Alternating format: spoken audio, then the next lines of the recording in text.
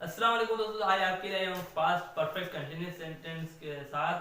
तो यार ये आपको बताऊंगा कि पास्ट परफेक्ट टेंस जो होता है, पास्ट परफेक्ट कंटिन्यूस टेंस जो होता है, मैंने पास्ट परफेक्ट के बारे में आपको पहले से ही बता दिया है। तो आज मैं आपको बताऊंगा पास्ट परफेक्ट कंटिन्यूस टेंस के बारे में, जो मीन्स कंटिन्यूस आपको बताऊंगा कैसे यूज हो करना है, क्या करना है। तो इसीलिए अब आते हैं पास्ट परफेक्ट की तरफ। तो एक छोटे से ब्रेक के बाद आते हैं पास्ट परफेक्ट कंटिन्यूस की तरफ। तो कैसे आप Past perfect continuous. What's past perfect continuous tense? Past perfect continuous tense है क्या?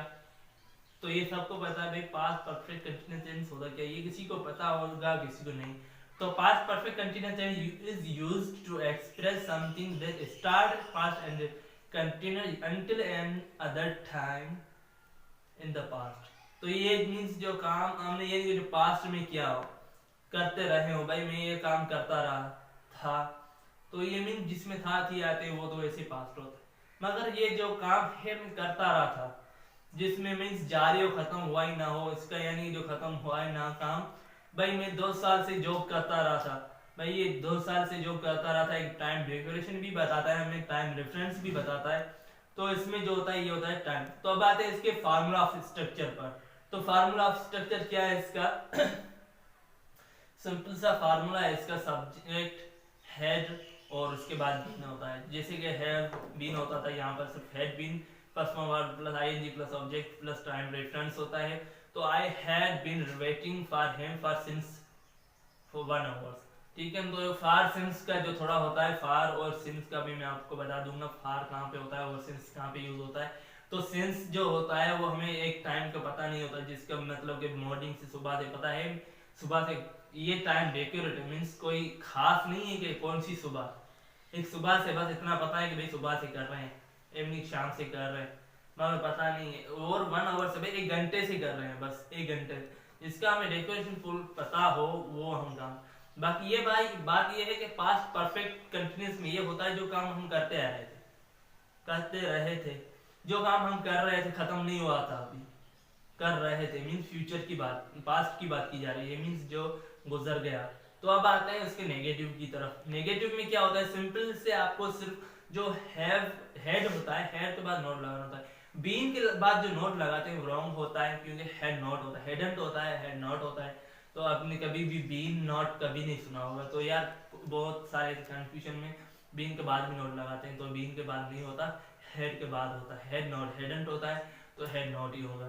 तो यार had not been waiting for him for 1 hours जो मैंने पहले लिखा था वही है, बस थोड़ा सा आपको डिटेल में समझाने के लिए मैंने यहाँ पर लिखा हुआ है। तो कोई भी खास इतना डिफरेंट नहीं है, बिल्कुल इजी है, आपको भी समझ आ रहा होगा।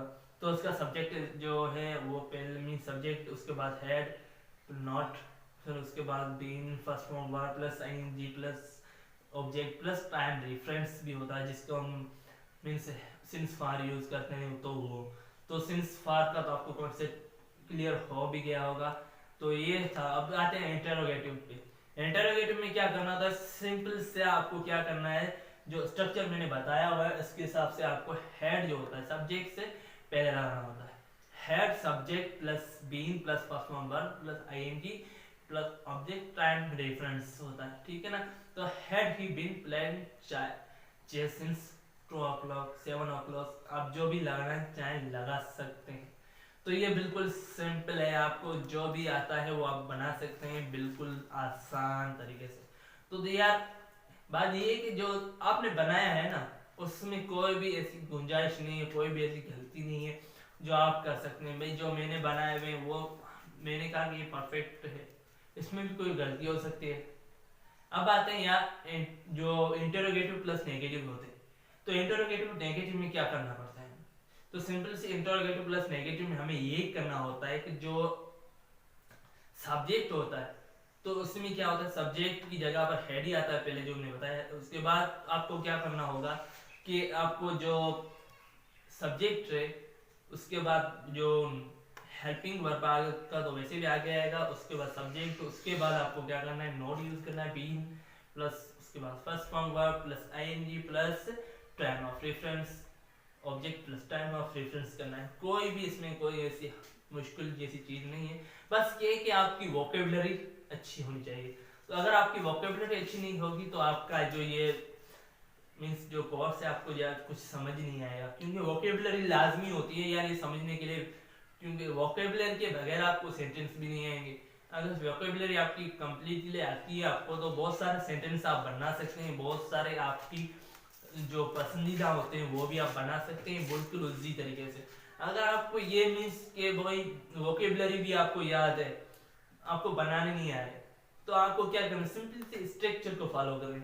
या स्ट्रक्चर को क्या करना है आपको, जैसे कि सब्जेक्ट क्या होता है वो भी आपको मैंने पहले से बताया हुआ, सब्जेक्ट क्या होता है, वर्ब क्या होता है, ऑब्जेक्ट क्या होता है। तीन चीज लाजमी होती है सेंटेंस में, सब्जेक्ट, वर्ब प्लस ऑब्जेक्ट। ये जो तीन होती है ना ये मेन मीन्स होते हैं सेंटेंस के, ये तीनों आपको आते हैं। बाकी जो है वो हेल्पिंग वर्ब होते हैं, कुछ ऐसे होते हैं जो सिंस फा जैसे, तो वो यूज करने होते हैं। बाकी ये के हेल्पिंग वर्ब्स बस आपको याद करने होंगे उनके सेंटेंस के मुताबिक, बाकी सब इजी है। तो यार उम्मीद है आपको वीडियो अच्छी लगी होगी और आपको समझ भी आया होगा। तो मिलेंगे नेक्स्ट वीडियो में, तब तक के लिए अल्लाह।